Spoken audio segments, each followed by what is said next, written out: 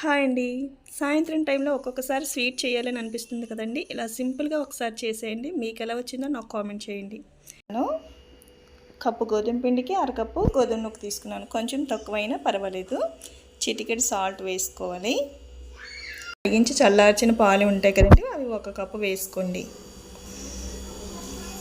Cup వరకు వేసుకోండి. సరిపోకపోతే కొంచెం వాటర్ వేసుకోవచ్చు. ఇలా గరిటె జారేటట్టుగా కలిపేయండి. ఇది బాగా కలపండి. ఇలా కలుపుకోవాలి. కప్పుతో షుగర్ వేసుకుంటే సరిపోతుంది. ఒక కప్పు వాటర్ వేసుకొని మరిగించండి. ఇది కొంచెం గులాబ్ జామ్ పాకం కన్నా కొంచెం ఎక్కువ మరిగించాలి. కొంచెం చేతికి అంటుకునేలా ఉంటే సరిపోతుంది. తీగ పాకం రావాల్సిన అవసరం లేదు.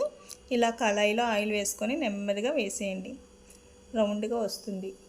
చాలా బాగా పొంగుతాయి. ఇది కొంచెం అటు ఇటు వేగి గోల్డెన్ కలర్ వచ్చిన తర్వాత పాకంలో వేసేయండి. వేసేసాం కదా, ఇలాగే అన్నీ వేసేసుకుందాం.